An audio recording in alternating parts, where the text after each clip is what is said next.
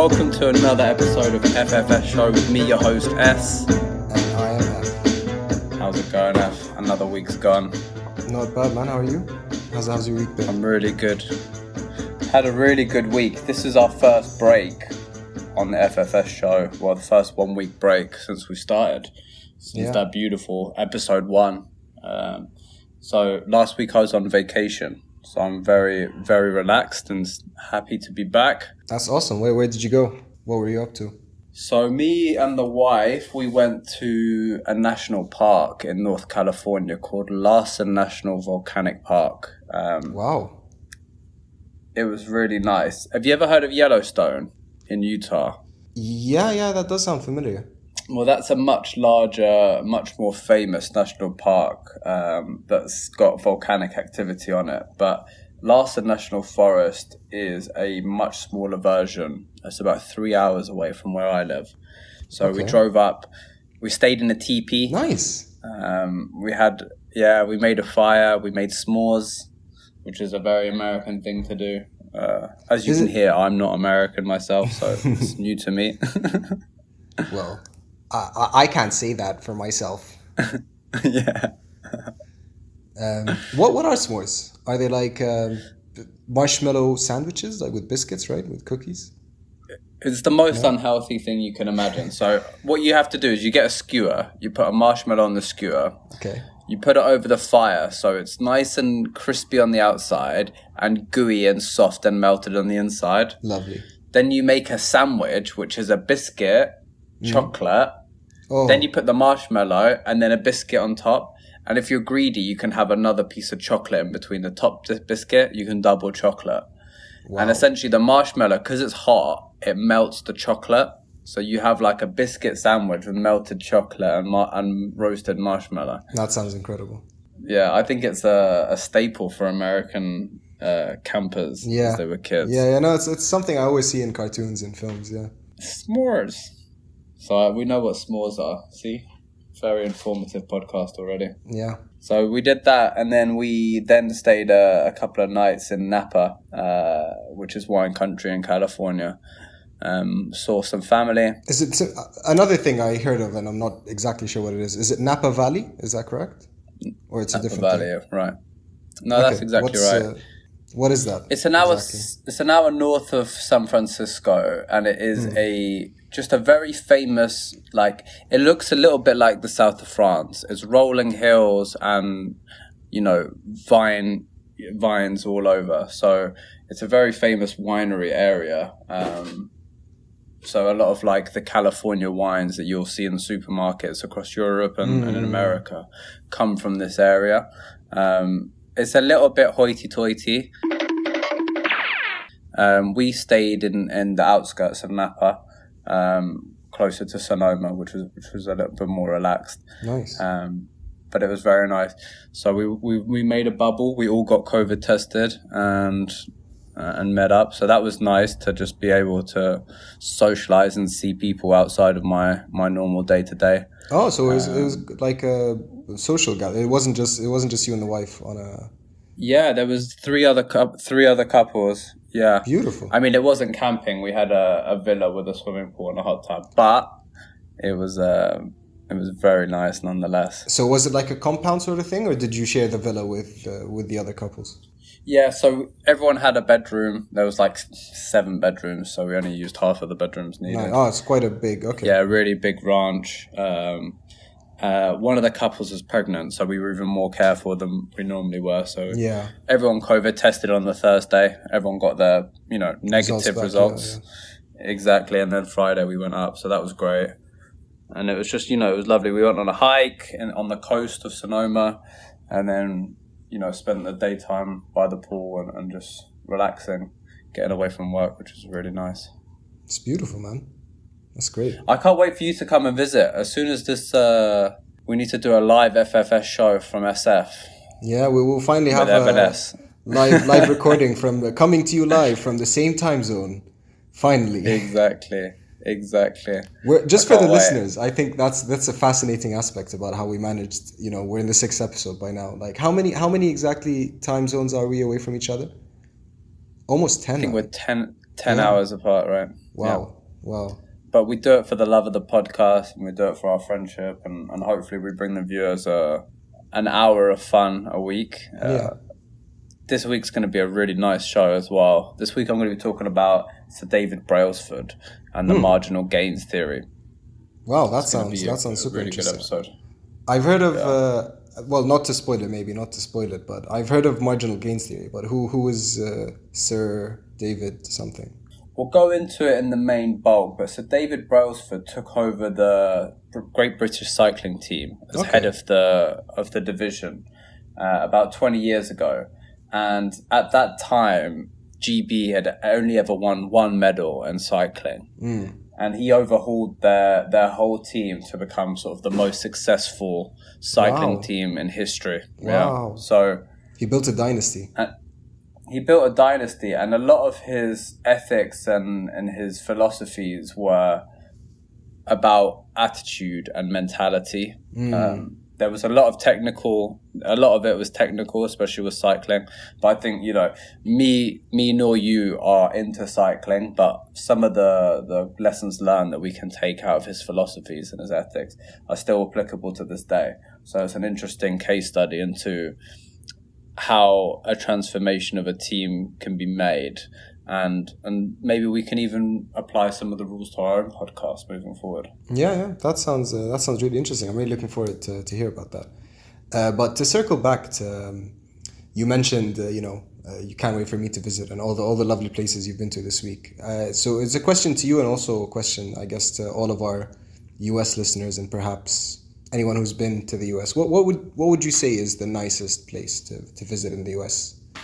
If you had a friend coming over and you wanted to show them, I guess it depends on the friend, surely, like what kind of stuff they're into. But someone like me, so I suppose I'd be most into hiking and beautiful scenery.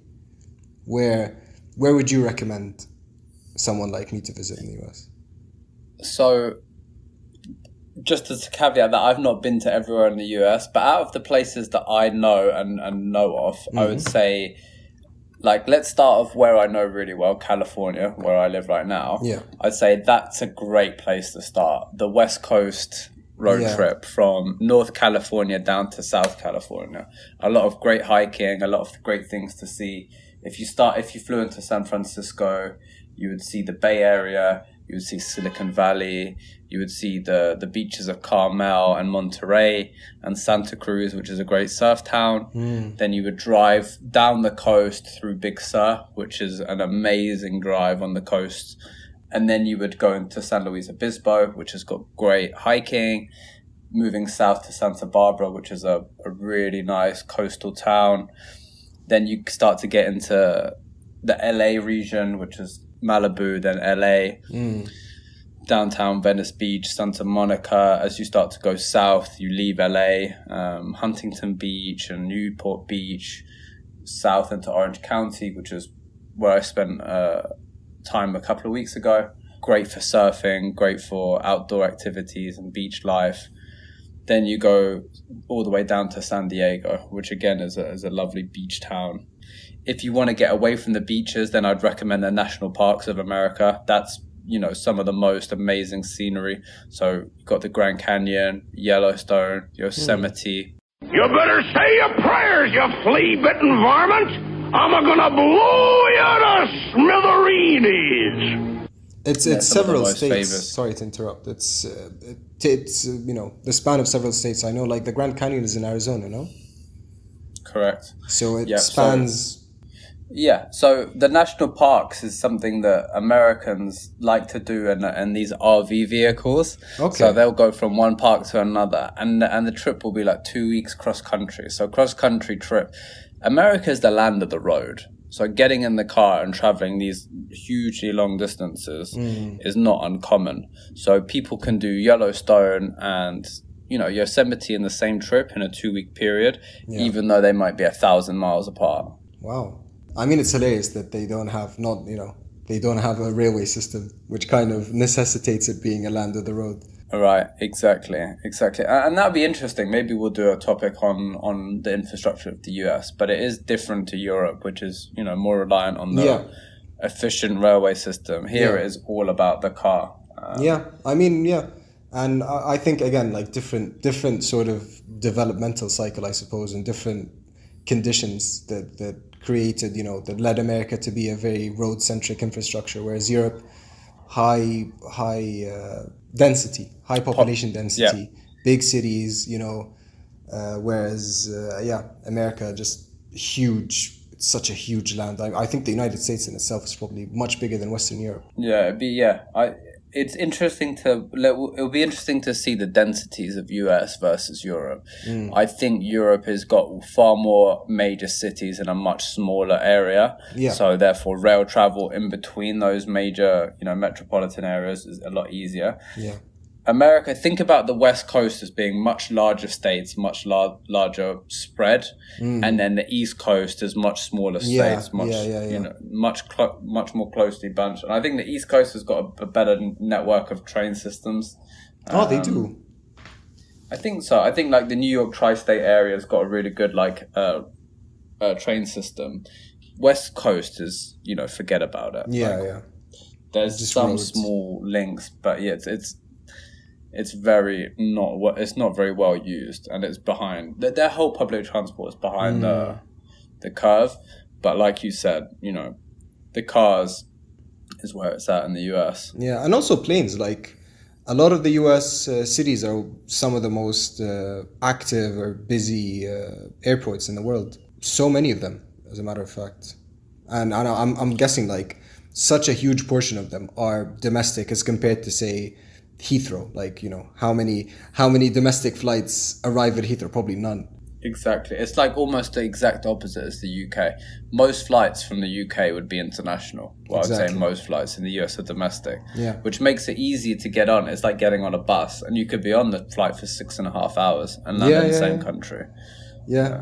I mean, in any many other places in the world, you can travel continents in a 6-hour flight. Whereas in the US, you're still within the confines of the same country.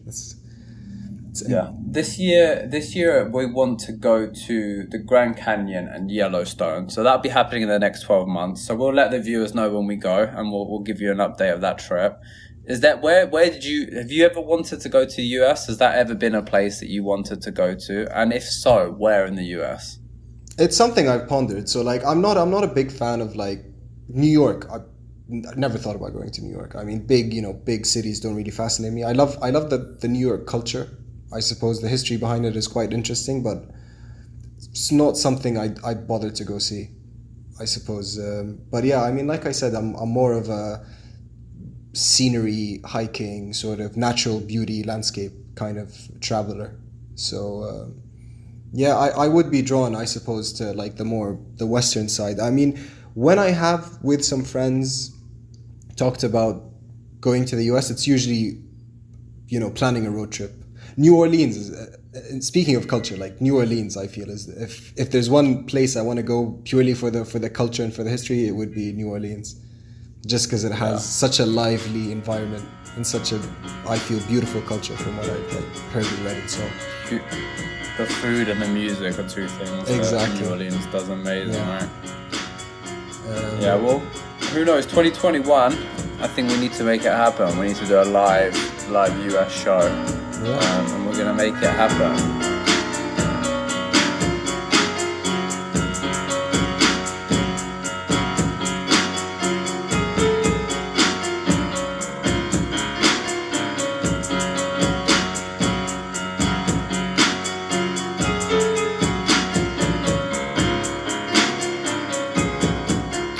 So this week's episode is S is for the Sporting Edge. And F, have you ever heard of Sir David Brailsford, apart from when we just discussed it a few minutes ago? No, never. So what exactly did he do?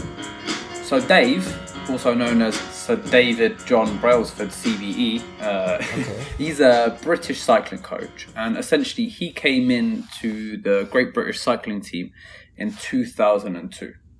Now, in 2002, the team had almost zero success. British cycling had only ever won one single gold medal in its 76-year previous history.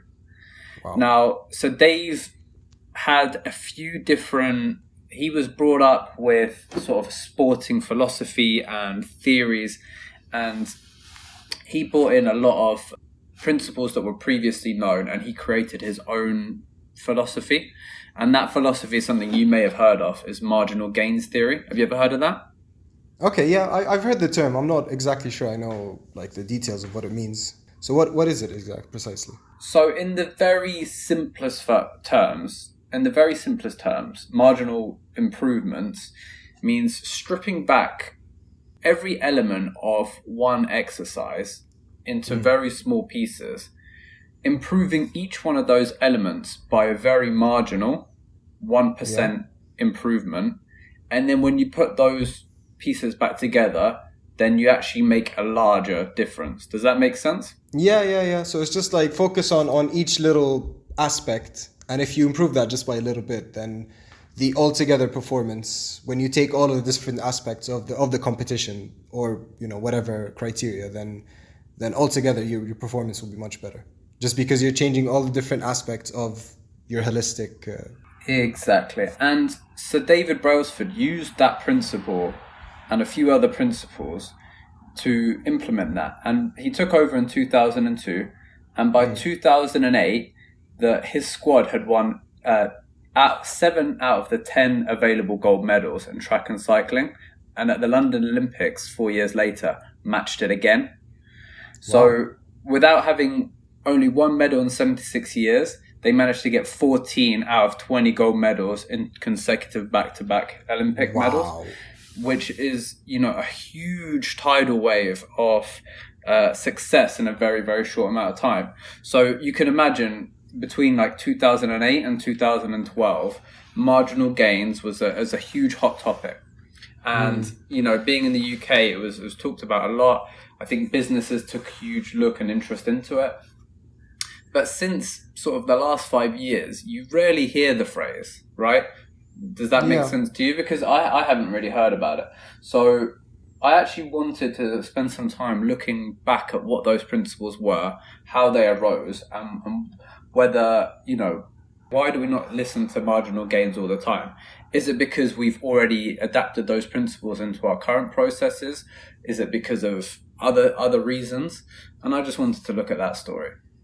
All right, that sounds great. I mean, I think partially just the sort of soundbite arena has been updated. Like I think the sexy phrases that have been used in the last 5-6 years are kind of like disrupt and leverage and optimize and vertical integration and all these like buzzwords that management terms. Yeah, synergy. Just kind of replace all these TEDx sort of lingo. I think might have replaced, marginal gains as a buzzword. But I'm sure, like in terms of application, surely like it's something that many people focus on. So what are the principles? Like to break it down. So David Brailsford, he came into British cycling and he was a strong believer of the Kaizen cycle. Okay. Have you ever heard of the Kaizen cycle? Nope.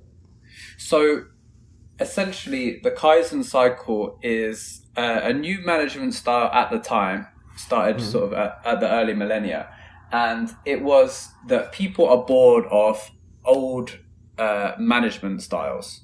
And they don't like to be told what to do. They don't like that they don't have any creative input into decisions.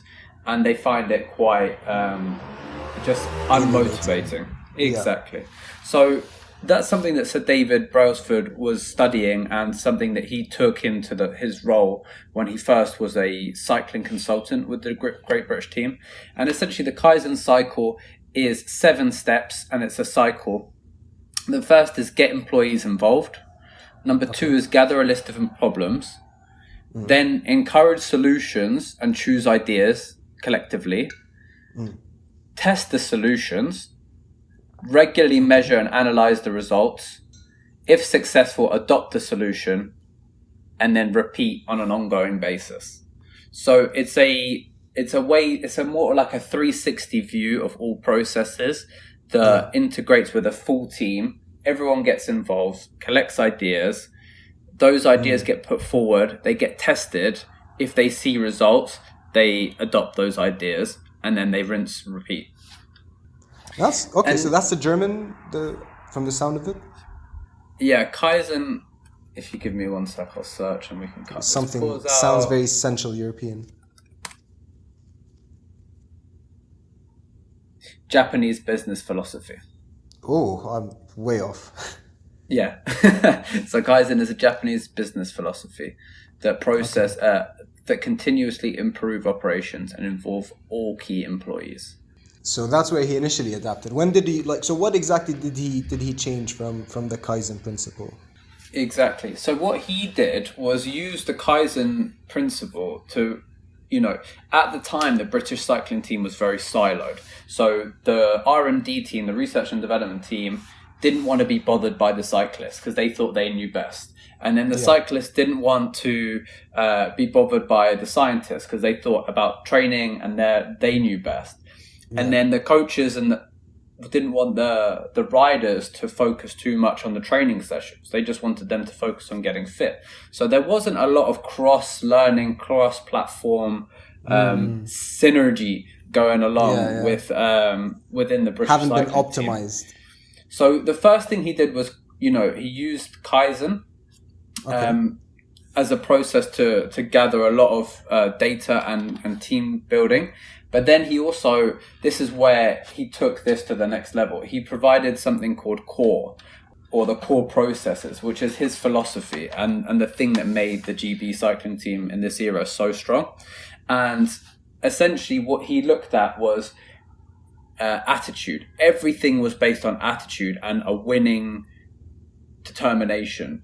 And it almost went to the point that it got taken too far. And I think that's where the birth of marginal gains came from.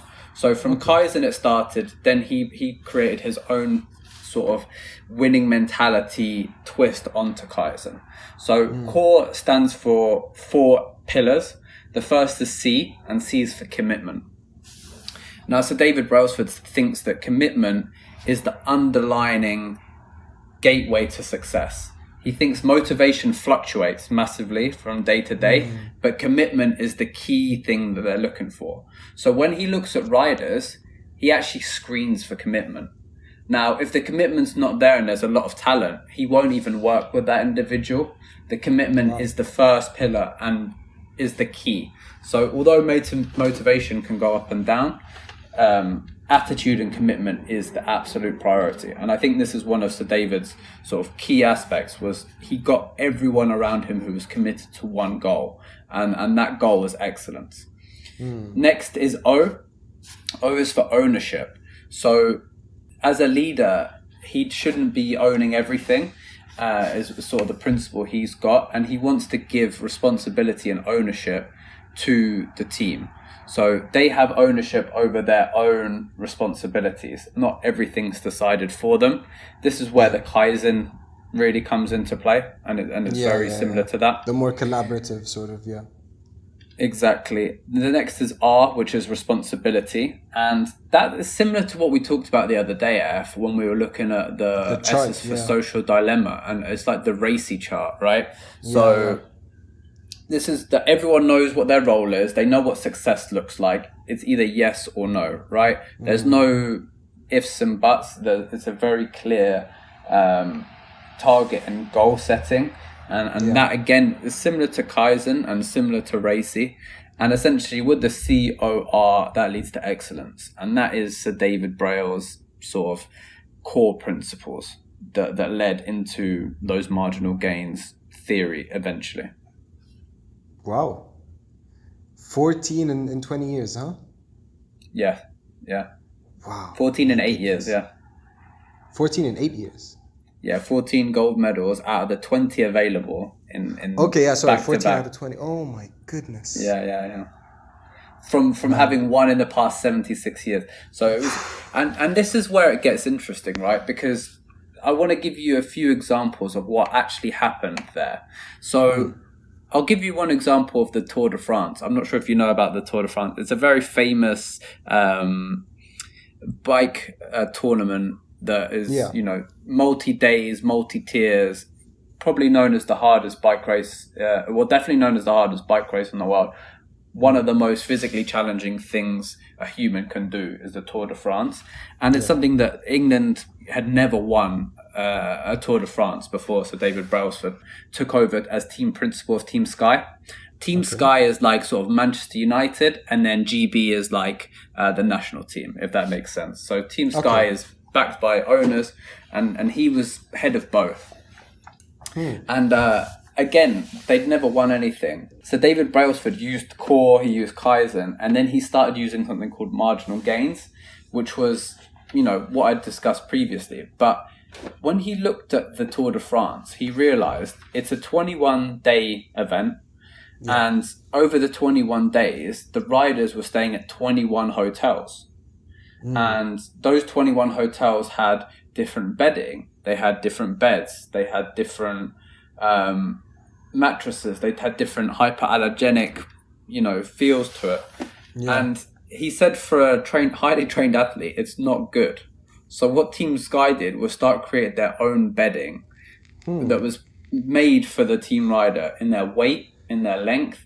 You know, they got to the point where this tiny change isn't ever going to win you a Tour de France, but it's a marginal gain. That's one of the small aspects, yeah.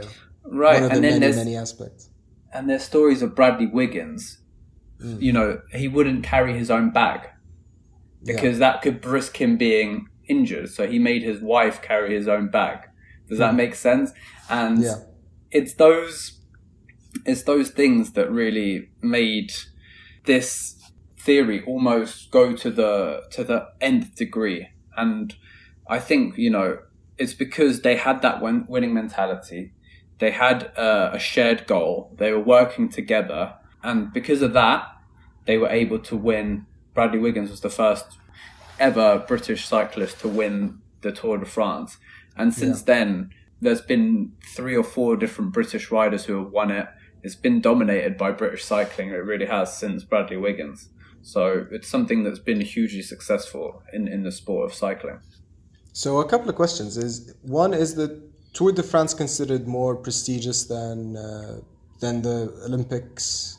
Within cycling, for sure. I'm not a cycling fan. Neither are you. Probably most of our listeners aren't either. But within cycling, Tour de France is, and within France and England as well, it's a very special race. The yellow jersey, it's got a lot of history to it. It's very, very prestigious. Yeah. I think as a cyclist, you probably, you know, Tour de France is up there with the Olympics. I'd say probably the Olympics is more important to the general public, right? Yeah, exactly. So kind of like the Olympics and the World Cup in terms of football to draw an analysis. Yeah, very similar. Another thing. So you mentioned Team Sky and Team GB. Are they like in separate fields, or are they actually competing with each other during the Tour de France? Suppose. So they are separate entities. It's like Manchester United and England. So there might be, so England competes overlaps with other nationalities. Yeah, exactly. Manchester United competes with clubs. Yeah, exactly. Okay. So Team Sky is like the Manchester United, and they'll face other teams. There'll be like Italian teams, but it's an international. So any country rider can ride for Team Sky. Yeah. Whereas Team GB is specifically for the Olympics and the World Championships. So that's only British riders, British coaches, funded by, you know, the lottery in the UK. And that's the difference is where Team Sky is backed by, obviously, Sky. And it has huge budgets. That's sort of one of the small criticisms that we'll get to in a moment. Yeah, have they just Manchester Citied it in a certain way? Like just the biggest spenders in the field, more or less? Yeah, I mean, that's what we get to. So, you know, there's a few things that I wanted to get to just before we go into sort of some of the criticisms of the... So, all right. So another point that Sir David Brailsford makes regarding his approach is also his meeting and his structure. So one of the major things that he found, and this is where I think a lot of it that he's started has been adopted either directly through his work or just generally by by the population, is that he looked at meeting minutes and the effectiveness of meetings. So what he started to do was look at structuring the meetings so that they would occur at the same time every week, that the agenda was the same every week, the format was the same every week, that they were noted, taken, written down, saved, accessible, and that anyone could view it at any point in any time in history and see what the goals were, how they were tracking against the goals, what the next set of objectives were, what the positive outcomes were going to be, and everyone's role and responsibility. And in that case, if I look at my own work life, certainly that's what we aim to do. And I think and part of his marginal gains, part of his core principles, part of his Kaizen, I think that has been adopted as part of business. And do you see that in your business? How do you find that?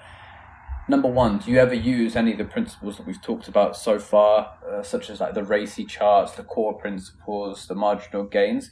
Now, retrospectively thinking about that and your own businesses, do you ever implement that? Yeah. So, I mean, perhaps not within that framework, like not having read or, not knowledgeable of the RACI chart in itself, but certainly like after a meeting, after a team meeting, we take minutes. Everything is crystal clear, like the agenda, okay, who's responsible for 1, who's responsible for 2, who's accountable for 3. Everyone knows once the meeting is done, like what they have to do, what they have to change. And I think the same applies to marginal gains, like looking at all the different areas of the business. You look at revenue, you look at the costs, particularly the unnecessary costs. If you cut them down, if you try to, maneuver stuff and change a few things to increase your revenue. So you look at supply chain, how to improve efficiency, then certainly like all of these, what's the metaphor, like, a mountain is made out of a million little sand particles or whatever. So yeah, you just kind of have to look at the whole thing, and tiny pushes will eventually create a big effect, big snowball effect. But yeah, like even aside from business, I can think of a few examples where I've seen that being applied. We've all seen the movie Moneyball, how statistics and data analysis has come into play, and like how it changed recruitment for, was it the Red Sox? Yeah. The Red Sox, I believe it was. Viewers, let us know if you want us to do a full episode on Moneyball, because I was genuinely considering bringing that into this topic as well. So hit us up if you want to listen to that in a future episode. And Liverpool certainly in the last 5 years, I think it's the same owners, believe it or not, who own the Red Sox. It is. Or it's the same person that they hired. I'm not sure if it's the same owners. It's definitely the same person that they hired. But we can fact check Moneyball, Liverpool FC. No, I'm pretty sure it's the same owners. Maybe both. Yeah, it might. Is it Billy Bean? Is that who it is? I haven't heard that name, but I know it's what's his name? FSG Group are the Liverpool owners. Yeah. And I'm pretty sure they also own, it's a big sporting conglomerate, and I'm pretty sure, Fenway. Pretty sure they also own, the Boston Red Sox and Liverpool. There you go. But who was the Moneyball team? It was the Boston Red Sox, yeah. Are you sure it wasn't the Oakland Athletics? I'm 99% sure it was the Red Sox. Maybe they got the guy from... I think it was Oakland, I think. Yeah, no, it is the Red Sox. After his success with the Oakland team, I think that's when the Red Sox get him. Oh no, actually no. The Red Sox. So the Red Sox basically just took the formula. They offered to get the guy, and he refused, and so they just basically got someone else to apply the formula, and then they won the whatever title using it. Kind of similar, you know what that's similar to? You know how like Bayern Munich. But basically, the Red Sox use Moneyball. The Red Sox also own Liverpool. They implement Moneyball, but they didn't start it, and that was the Oakland Athletics. Yeah, and it's kind of similar, like Bayern's 2013 Champions League win. Yeah. Do you remember that? So basically, Klopp, again, going back to Klopp, he sort of created this counter-pressing style of play. and he won the league 2 years in a row, which, you know, Bayern had a monopoly over that. And then Bayern got Jupp Heynckes, who basically took that formula and, you know, with better personnel, basically, with a bigger budget, they took it to a whole new level. And then in his second season, they won the treble, using basically Dortmund's style of play. But yeah, so like Liverpool apply it with their recruitment, certainly.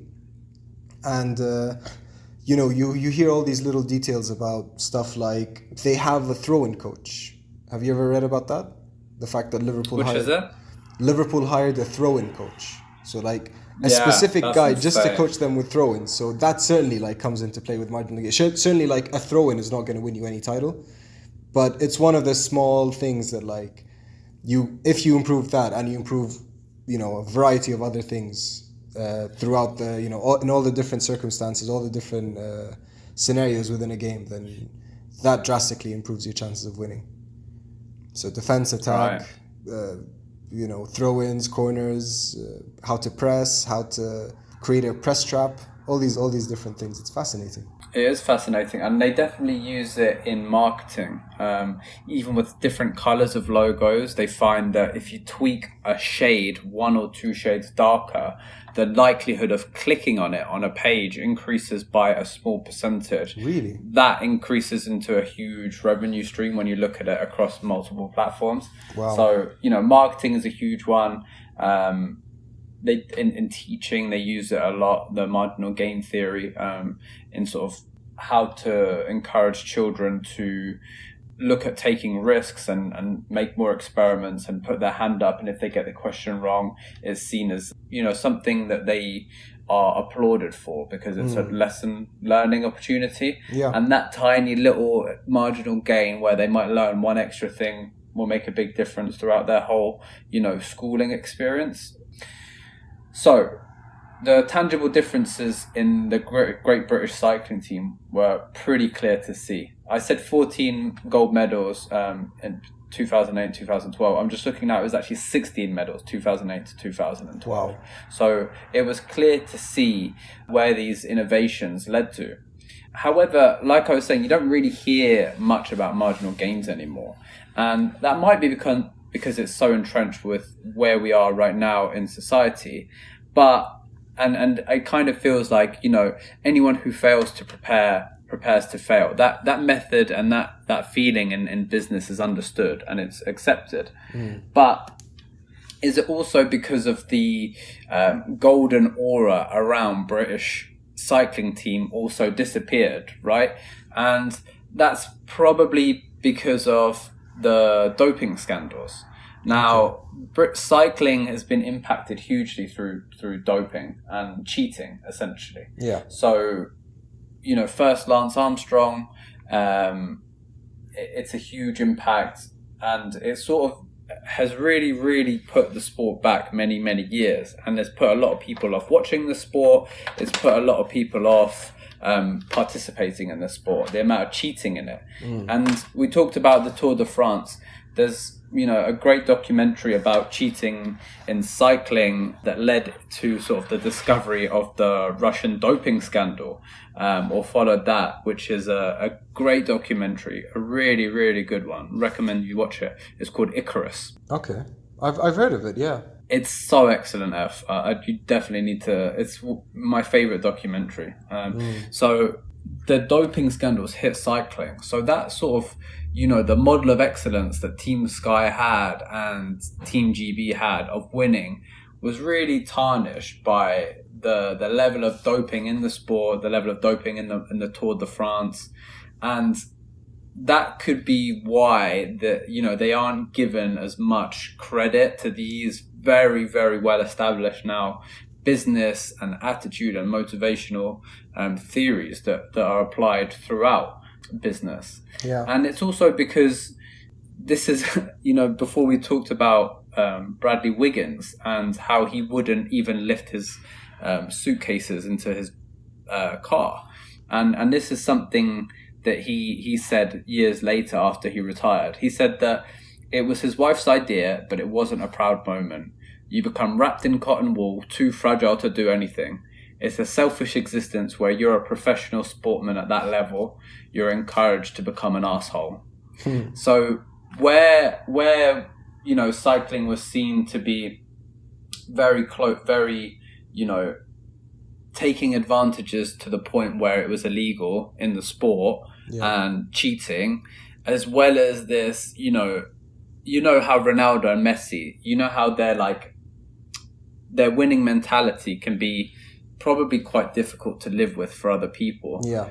Both of those two things come together, and over time, the marginal gains theory has sort of just been a step in history. And we were just talking then that the Red Sox didn't invent Moneyball, but they won 2 years later using the same principles. Similarly with Team Sky and Team GB, other teams are now using the same principles. It's something that's very difficult to pattern or stop others from doing. Yeah. So once you get that original huge lift and boost, then it's very difficult to maintain it and not let others. And that's where the last piece of criticism came in, was where Team Sky, their budget was higher than all the other teams had by double. Wow. Exactly. So, they were seen to, they had their Galacticos of riders, they had the most money, and then they were still saying, we're using this marginal gains theory, which most people said, not really. So gains in other sports are still being used. The biggest is running. So, they in running, they want to use marginal and maximal gains. They don't really have a preference.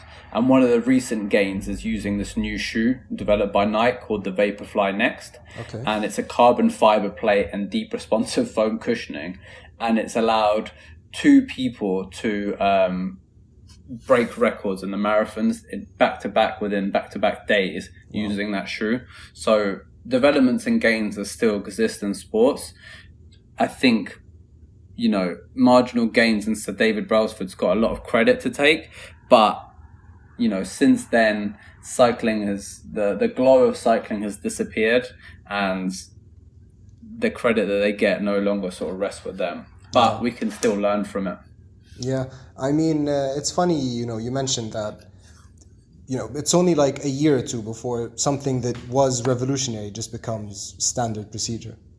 So that kind of reminds me, I think we were football fans when this happened, like when Guardiola took over Barcelona, and like in 2008 or 2009, for someone to play that style of possession football was seen as revolutionary, unprecedented. And towards the end of his reign, that's when you started to see possession football becoming a very standard thing in the field. And the whole Sky thing that you mentioned, like, fair enough, they did use marginal gains, but they also had the most expensively assembled team. And like, fair enough to Guardiola, he had, to this day, I think it's the best team I've ever seen. But how much of that was the tactics, and how much of that was just having Messi in his prime? Or is it a bit of both? Like, I think about Formula One and the same. It's like you have the best car and you have the best driver. Of course, Lewis Hamilton, you're going to win your 7th series this year. But then at the same time, Mercedes, Guardiola, Barcelona, they should all get credit for having both of these things at the same time. Yeah. So the best style of football, the new innovation, were the best footballers. That is the goal, right? So instead of looking at them separately, we need to say you need to get both at the same time. The best doing the best. And that's the key to success, right?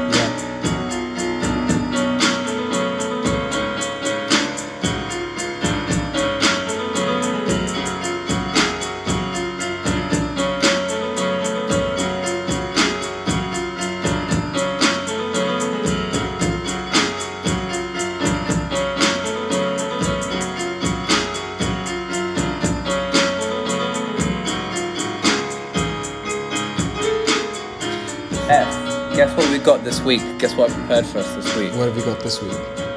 It's our first ever FFS Quiz of the month. Oh my god, that sounds really exciting. It's going to be a good one. So A lot of these questions have been recycled from other quizzes, and if the fans can find where the questions came from, then you get absolutely extra bonus points. But are you ready to begin this month's FFS Quiz of October? Dun, dun, dun. Dun, dun, dun. All right. Question 1. F. This month, Disney added something to one of its older films on its streaming service. Do you know what that thing they added to their films was? Original soundtrack, maybe? No. This week, Disney added a warning for racist stereotypes to their streaming platforms. That's amazing. So Disney will now preface classic films like Dumbo, Peter Pan, The Aristocats, and Aladdin with warnings that they feature negative depictions of some cultures. The 12-second disclaimer, which cannot be skipped, tells viewers in part, these stereotypes were wrong then and are wrong now. Rather than remove this content, we want to acknowledge its harmful impact, learn from it, and spark conversation to create a more inclusive future together. That's interesting. There's a lot of, I found on YouTube, like some fascinating old, like aside from the big box office movies that Disney made over the years, just like some standard old Mickey Mouse or, like some old cartoons that just have the most amazing stereotypes, like just hilariously. I mean, I'm not laughing with it, obviously. It's just amazing that these things were like greenlit, is what I meant by amazing. And I would love to see some. If we think Disney's full of these non-PC depictions and in some points like downright racist, it would be interesting to see some historical other cartoons from around the world. I'm sure the US is not and Disney is not the only. 100%, yeah. Fallen foul. I reckon you could find something from pretty recently from a lot of cartoons. Yeah. In Europe and Africa and Asia. In the Middle East. Absolutely. It's quite scary, really. But what do you think about that? Do you think that's enough? Do you think it's too much? Like, what do you think about Disney and disclaimers about, content, and how far does it go? I think it's a good step. Like, I don't think removing them altogether would really solve anything. Like racism in culture is sort of just a way to reinforce racism or any sort of prejudice. It's there to reinforce existing structures rather than to create structures. Like, you never hear of a form of prejudice that started off because of a movie or because of anything that emanates from the culture. So, yeah, I think like it does have some form of historical significance. It is interesting to just look at it, and I think removing it won't solve any of the problems. So that's a silly, I don't know if people are demanding that, but I think that's kind of a silly demand. But I think it's a positive thing, particularly like both sides of the coin, like either, for people who would find that sort of prejudice normal to like see the disclaimer and understand that it's wrong, and for people who might be offended by whatever stereotypes are there to maybe it's like some rehumanizing effort to like, okay, well that's, that might offend me, but okay, at least they acknowledge that it's wrong and they don't just like pretend that it's fine or it's natural to portray my culture, my identity in that way.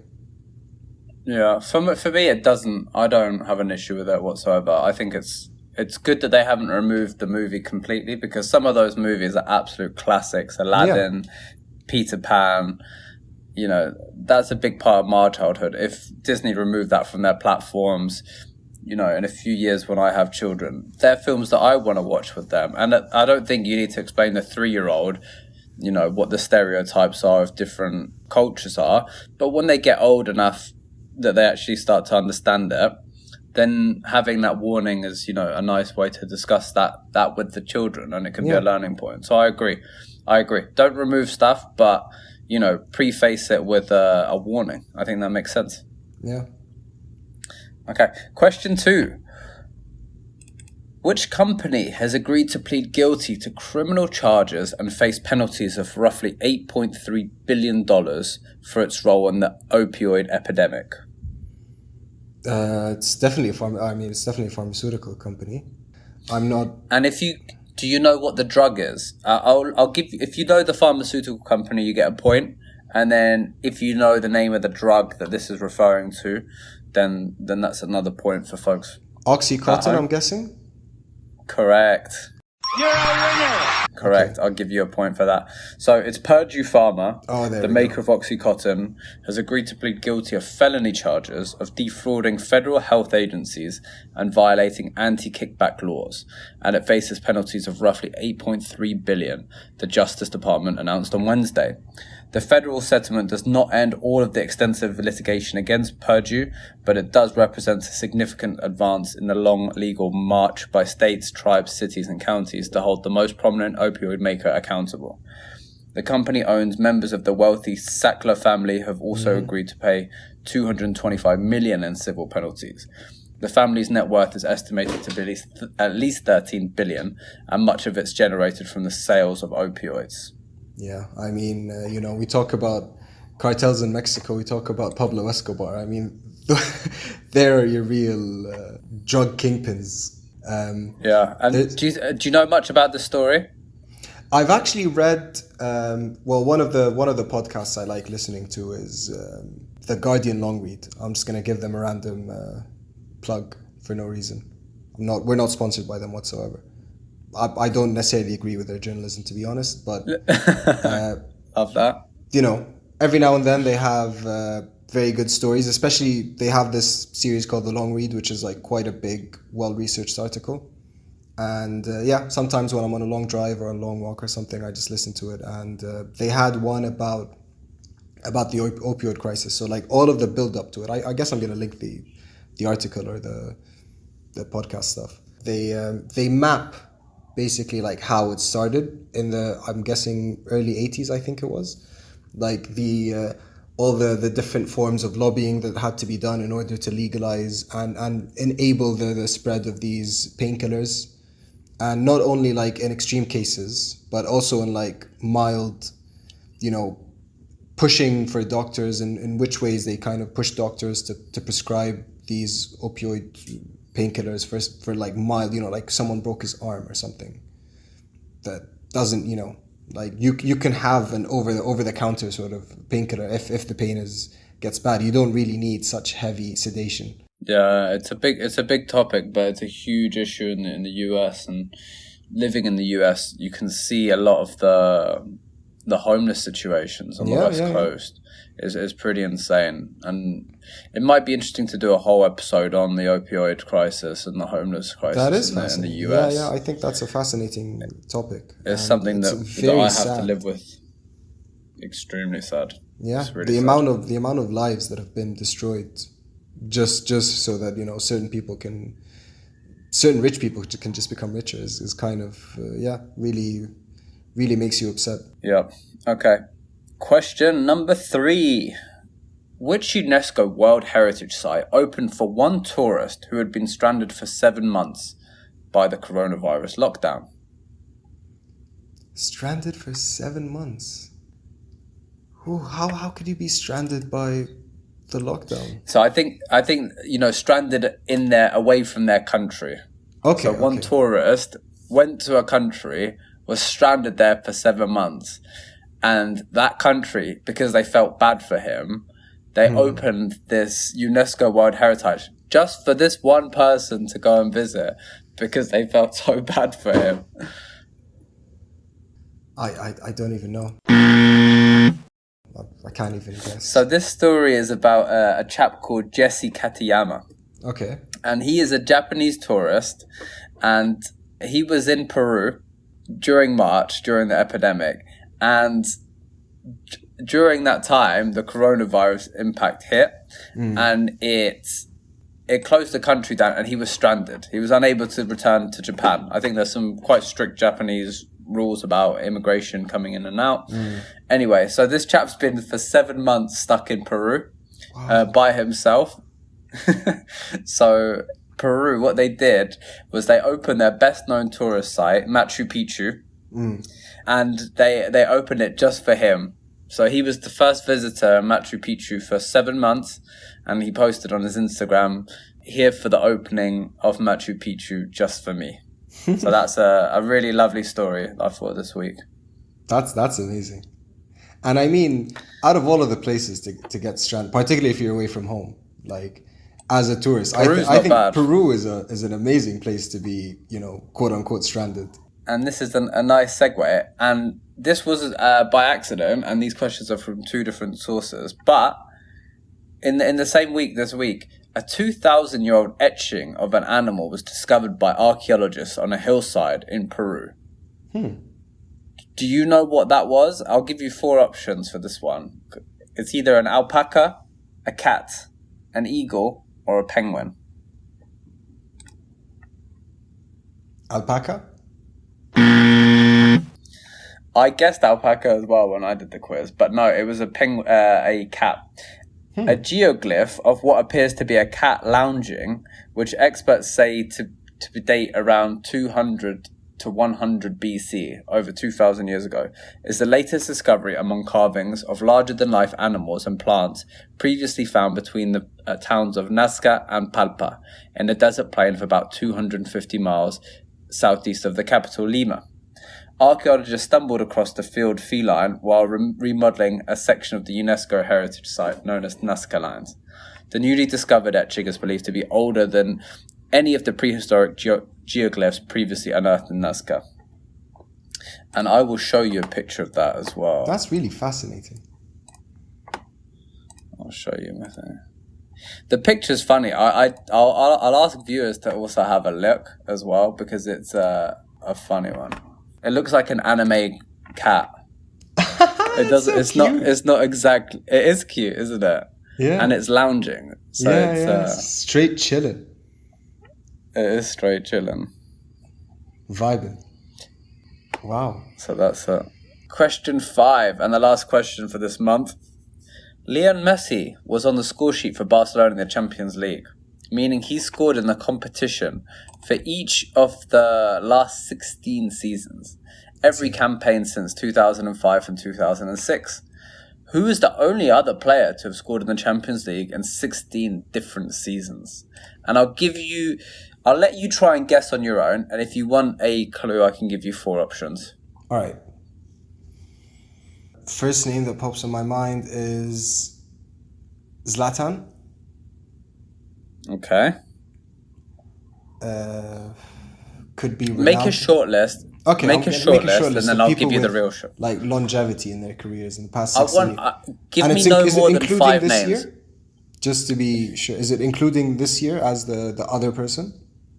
It includes. It can include this year. I won't give it away. Okay. It can include this year. So I'm gonna go with Zlatan. I'm gonna go with Ronaldo, Ramos, maybe. Who else? Yeah, I can't think of anyone else. Okay, so your short list is Zlatan, Ronaldo, Ramos. I'll give you the short list of the players. Okay. Raul is your number 1. Ryan Giggs, number 2. Number 3, Ruud van Nistelrooy. And number 4, Thomas Müller. So no Zlatan, Ramos, or Ronaldo. So let me repeat that. Raul, Ryan Giggs, Ruud van Nistelrooy, or Thomas Müller. Oh, so it's not... so the question wasn't people who have also scored in the last 16. It's just people who scored in 16 seasons consecutively. Yeah. Who is the only other player to have scored in the Champions League in 16 different seasons? Okay, Raul or... I don't think it's Thomas Müller. I think it's either going to be Raul or... Who were they? Raul, Van Nistelrooy, and Giggs. I want to say Raul. The answer is Ryan Giggs. I was this close. I was going to say Raul and Giggs, but then I thought, it's like Giggs was a winger most of his career. Yeah, I was surprised it was Ryan Giggs. I would have not guessed that if I had 20 choices, to be honest. And another player who will join the club if he scores this year is Benzema. So Benzema scores, 16. 16 or 16 different. It doesn't have to be consecutive, but 16 different seasons. Wow, I've never imagined Benzema to have like his longevity to be that much. How old is Benzema? Let's be honest. I thought he was like 32, 33. Karim Benzema. How old is that? Benzema's 32. Yeah. 2004. He scored for Lyon in the Champions League. He doesn't get enough How old credit. was he? How old was he in 2004? If he's He was a 32 teenager. now, He was 16. Yeah. Wow, he was 16 and he scored in the Champions League. Wow. Benzema, he doesn't get enough credit, does he? Yeah. And I'm glad that he had the season he had last year, where like I mean, it's not fair to say single-handedly. I think like him, Ramos and Courtois, basically, the three of them sort of just pushed Madrid to the title. Yeah. But what an amazing season. He really stepped up last season. Very crucial goals. Yeah. He scored 170 goals in 355 appearances for Real Madrid. Yeah. And pretty impressive. The majority of that tenure was like with Ronaldo. And obviously when you're the striking partner of Ronaldo, your role is no longer to score. Your role is to create for him, create space, either like directly or just create space. Make sure to occupy different positions in the pitch so that he can perform at his best. It's similar to like how Firmino, and he gets a lot of flack, he gets a lot of hate online, like or ridicule, let's say, for not scoring, and it is the meme that like someone says, well, his job is not to score, but I sincerely do believe that like he's not there to score goals just because he's a number 9, just because he's quote unquote the striker in the team. That doesn't mean like I don't think if they had like a what's it called, meat and potato striker, like if they had a Troy Deeney sort of number 9 up front, then Salah and Mane are barely gonna get like 8-10 goals a season each instead of 20 or 25. Like his creating, his pressing, his passes, so crucial to these two being so efficient up front. And 11 years at Real Madrid. Real Madrid's not an easy place to have a long tenure. The people who stay there for a decade and longer are usually legends. Okay? Yeah. Like we're talking Raul, Ramos, these players are unbelievable. So, yeah, maybe he'll be remembered greater than he was when he played, because he doesn't really, I think maybe possibly because he hasn't featured in the national team for France is a reason he might not get as much respect. And his attitude has always been questionable, which is a strange one, right? Yeah. I mean, again, like you said it yourself, like it's not easy to play in Madrid for, was it 11 consecutive seasons? Like it's, I easily say the most demanding crowd and the most demanding board in football. So like, how can your attitude be questionable when you've been that consistent? I don't really see any logic in that. Yeah, that's an interesting one. Maybe we'll try and unpack that a little bit more and see what went wrong with Benzema in France, because definitely something has gone wrong. And there does seem to be a kind of a trend with the French Arab players and getting into trouble and the French team, right? Yeah. It's interesting. I find it funny, like just going back to when Mourinho first joined Madrid, and then Higuain got injured. I don't know if you remember that, the statement that he made. He was really upset that Higuain was injured. Remind me. So at a press conference, like I think they went through a couple of matches where they had a drought, they weren't really scoring, and they asked Mourinho about it, and he said, when you go hunting, you want a dog, and I had a dog in Higuain, but now you're asking me to go hunting with a cat. What does that mean? Does that mean he's selfish and he's after himself, or? I sort of interpreted it, and still do, as like just comparing sort of the physicality and the toughness of both. So like Higuain is more of just a natural number 9, like just a poacher. Yeah. So he's someone who can deliver goals. He can be, in the penalty box and score. Whereas Benzema is does not really have those characteristics, long balls and headers and that sort of tap-ins. He's not that kind of striker. And what's interesting is that I think eventually, like, he did grow into becoming Mourinho's trusted number 9. I think even like in his league-winning season, I think Benzema was the main starter in the number 9 spot. Yeah, which year did Mourinho win the league with Real Madrid? I think it was his second season, so 2011, 2012. Yeah. Yeah, the first one he was still settling in. The second one is when he dominated, and I think they had like an unbeaten record in terms of points. I think to this day it still stands as the highest points. I think it's tied with another incredible Barcelona season, and also for goals scored. So interesting, I'm just reading. So before the 2011-2012 season, Benzema was not in Mourinho's starting lineup. He typically wasn't. And Benzema took the advice of his French compatriots Blanc and Zidane and went to Italy to attend a performance clinic where he underwent treatment to reduce his weight. So he was a bit overweight. Okay. And a lot of praise went to Mourinho for the transformation of Benzema, his physical transformation. And he actually started that season as his starring number 9, like you said, and started the season with the opening goal of the match, assisting the opening goal of the match by Mesut Ozil back in that time, and played most of the season and was a star in that team that won the league. Man, what a fierce team that was. In certain areas, like the spine of the Madrid team is still sort of there from the one that Mourinho built, but there's a lot of players that existed in that team in particular that, you know, were no longer part of the core. But yeah, just like the front four of like Ozil, Di Maria, Ronaldo, and Benzema, and then Xabi Alonso putting the strings behind them, and Ramos at defense with Pepe.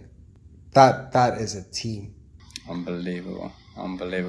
Well, that's it, folks. That's this week's FFS Quiz of the Month. This was October 2020. If you enjoyed it, let us know. Let us know how many you got right out of 5. If you got 5, then we'll mention your name out in next week's episode. Yeah. And we'll be doing this again for November series. I can't wait. I hope they're a bit easier next time, so I don't come off like a big dum-dum. Stupid.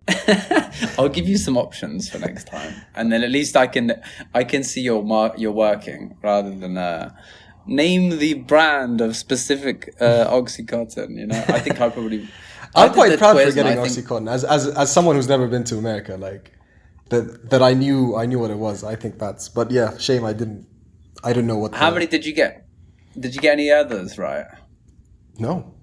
So 1 out of 5. So that's a good score. That's a good score. See if you guys could beat F in the challenge. It wasn't easy. It wasn't an easy one. Yeah. I mean, hopefully you guys learned something. Yeah, exactly. I definitely learned. I definitely learned some very interesting stuff. To be honest, I'm all jokes aside, like I'm glad they weren't easy stuff that I could immediately guess. Because yeah, I mean, I learned a lot of interesting stuff today. Good. So this week the FFS show is not sponsored by Wan-Bissaka's Love Life.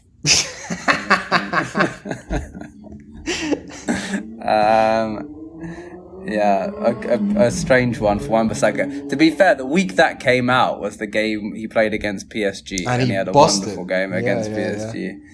Yeah.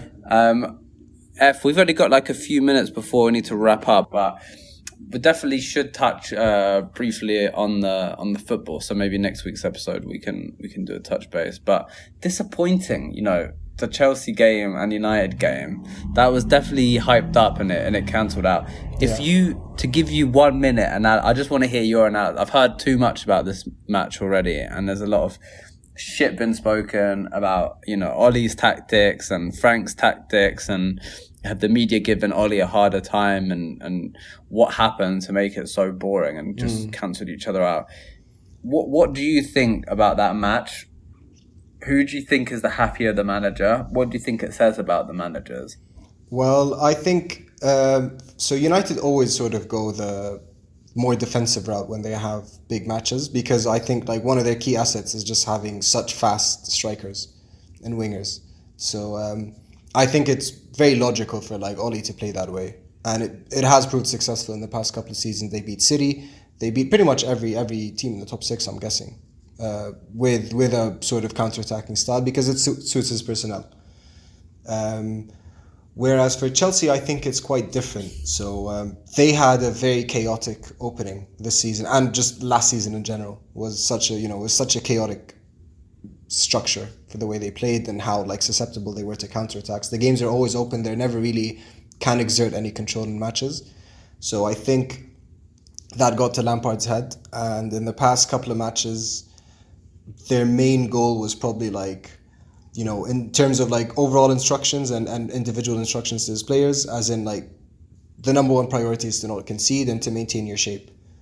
And then, in terms of scoring, like if it comes, it comes. But I think their main priority was to like solidify their backline, and then once the players are adapted to that system, then they'd start worrying about like how can we score more goals.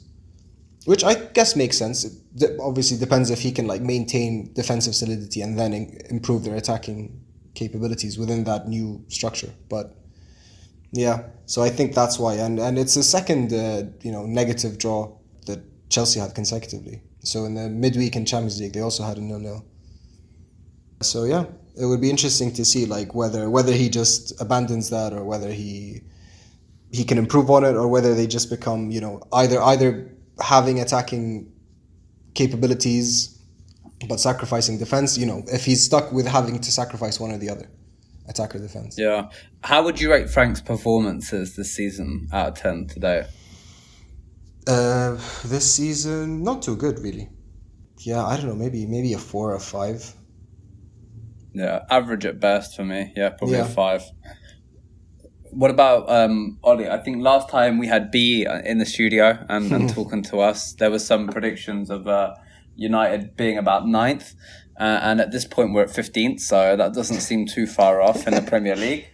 It is early days, but there's been some positive stuff for United, Newcastle and PSG, and then slightly negative with the Chelsea game. And I think the one point wasn't necessarily the negative. I think the negative was starting Dan James, starting Juan Mata, Donny van de Beek not playing, some of the tactics being a little bit questionable, not seeming to be able to find a system for the best players, and that's sort of a big criticism from the United fans. I mean, so I wouldn't go gung ho against Chelsea. Like, to be quite honest, like the amount of speed that they have with their own attacking, personnel, like Pulisic, Werner, they have very, very speedy wingers. So like, if I'm a fellow top 6 team and I'm playing Chelsea, like I would be kind of cautious. I would have some extra bodies at the back just to make sure that you're not susceptible to their counterattacks. But yeah, I guess they just cancelled each other out. Have you watched the Classico? I haven't. I know the score, and I read the live match. I was keeping up to date with the score and who scored. But yeah, Real Madrid winning this week. Yeah, that was quite big. Barcelona being bitter. So like, interestingly enough, like earlier that day, both matches were pretty much back to back, and I was more excited for Chelsea United because I figured that would be the more entertaining match. And me too. The last season, both Classicos were, even maybe the year before, like they were duds. It's no longer has the big fight feel that it used to have like 5-6 years ago. So I thought the Classico would be a dud, and then the Chelsea United one would be lit, but I was proven wrong. Yeah, I had the same feeling as well. I didn't see the Classico. What was the controversy? Because I read that Koeman was upset about VAR and saying VAR only works against Barcelona. So what happened? Was it what he was disappointed about? I don't remember now. I try to stay as clear as I can from any refereeing controversy, because it really frustrates me the amount of like fixation that it already gets so much airtime. Like whenever I'm watching a post-match analysis, it seems increasingly all they want to talk about is refereeing decisions and VAR. Was it a penalty? Was it not a penalty? Yeah, it was a penalty at 1-1 that gave Real Madrid the 2-1 lead that he's upset with. Okay. Yeah, I remember that. Ramos scored it. And so what, he thinks it wasn't a penalty? I don't remember like examining whether it was. Ramos had his shirt pulled and was awarded a penalty. Well, actually, there's one thing I do want to show you, because just like to me this was the highlight of of the Classico to me. Just the most. I don't even know like the technique that he's using. I can't even explain what exactly he was trying to do. But yeah, have a look at this.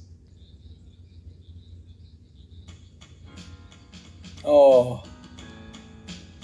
Did you see the technique? He's a good player, isn't it?